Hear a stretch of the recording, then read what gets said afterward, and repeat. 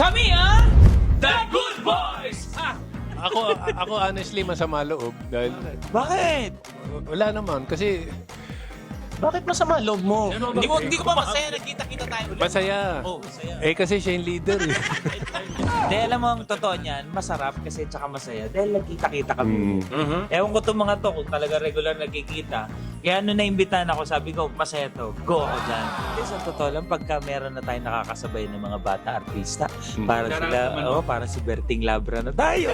Si Panchito. Parang yun na yun. Ganun na, no? ganun Tintoy, di ba? Ganun na talaga. Wala Ganun na. tayong ginagawa. Tumatanda Given na yun. talaga. Given na yun. Tatanggapin na natin talaga. Yeah. At least the good boys yung... Good boys pa rin naman. Nagtanong So, yan. mga batang kalaban namin, parang yung isa gusto ko suntukin.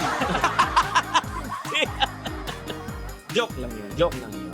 Hindi, syempre, nakaka-pressure kasi parang feeling namin, pas fresh yung ideas nila sa mga banat mamaya o mga Di saka tanong.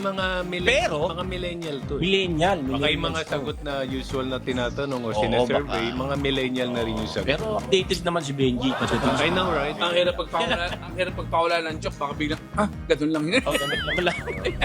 Abangan nyo kami dito lang sa Family Feud!